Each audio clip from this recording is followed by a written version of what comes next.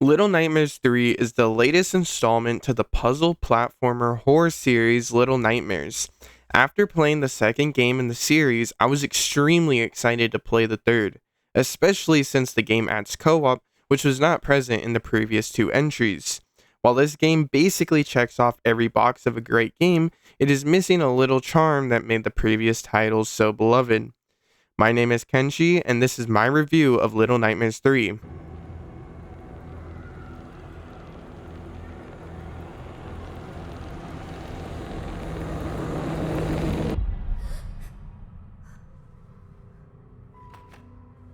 Before we begin, I want to start by saying I've only experienced this game by playing in co op with my brother, so I will not be commenting on the single player experience.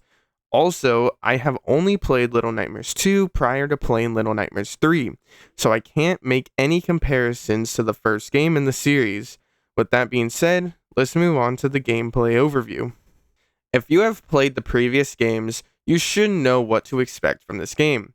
Traversing through eerie areas, hiding from terrifying opponents, solving brain teasing puzzles, fighting against lesser enemies, and being chased to the next area are all a part of this game.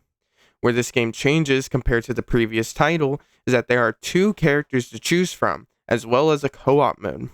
In co op, each player takes control of one of the two characters.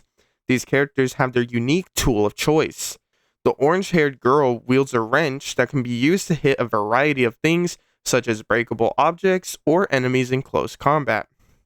The seemingly Plague Doctor inspired mask wearing boy wields a bow and arrow that can be used to shoot enemies at a distance or make loose objects come crashing down. Now that we understand the basics of gameplay, we can move on to the rest of the review. If you are new here, I break my reviews down into 5 categories: quality, content, which was previously quantity, art, uniqueness, and fun factor.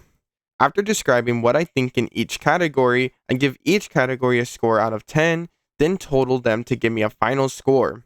So let's go ahead and begin with the first category, quality.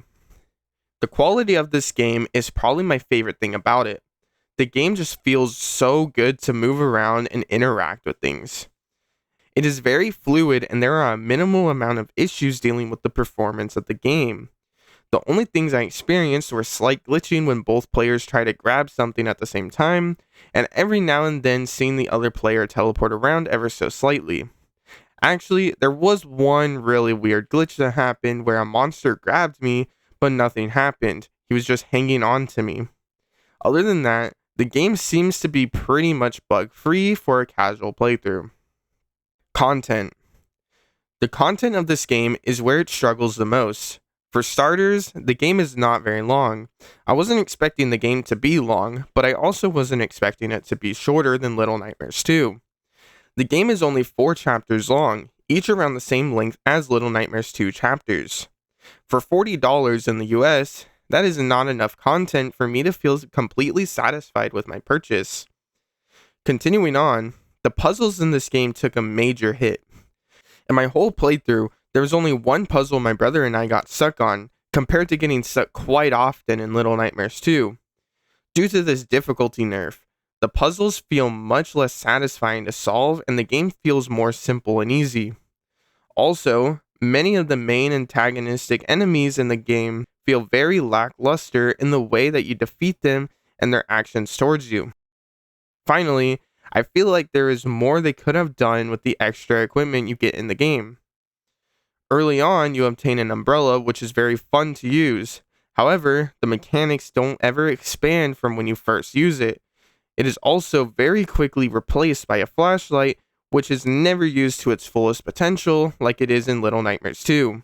The umbrella and flashlight should have been expanded upon to create more unique experiences that could only be offered by Little Nightmares. Art. In my opinion, the art of the first 2 games is fantastic. The unique, eerie feeling you get in every single area is something you can't forget.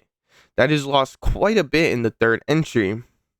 While there are still plenty of creepy areas that will have you nervously anticipating what will happen next, there are far fewer than the previous titles.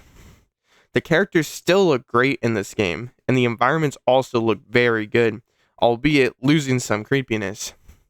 The story also seems less understandable in this game. In Little Nightmares 2, even without having played the first game, I pretty much understood what was going on.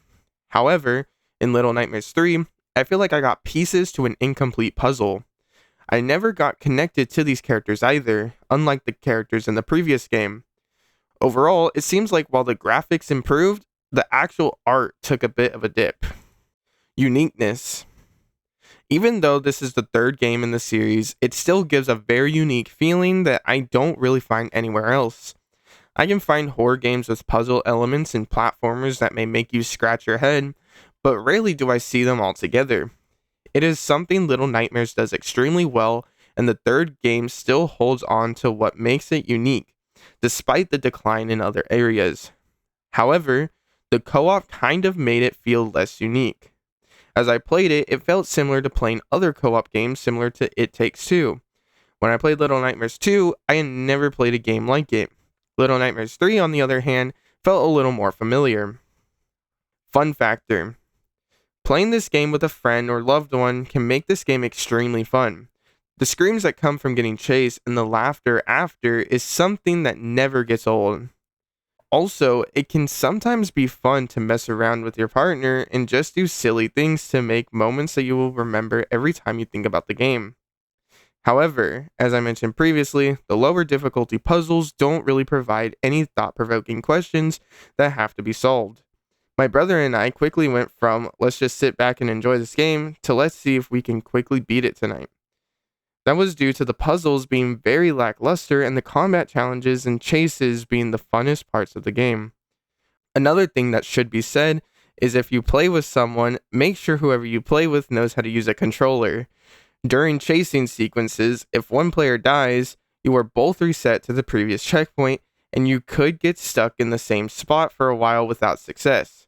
If my brother's watching this, yes, I said you don't know how to use a controller. Sorry, not sorry. I will now give each category a score out of 10. This gives us a final score of 66 out of 100. If you are a fan of the first two Little Nightmares games, then it is hard to pass this one up. However, if you're looking for a co-op experience similar to that of It Takes Two, I would at least wait for this game to go on sale before diving in. If you want to see my full playthrough of Little Nightmares 3, here is that playlist. If you like Souls-likes, check out my review for Wu Chang Fallen Feathers. Also, make sure to subscribe to never miss another review. And of course, make sure to have a great rest of your day. Peace.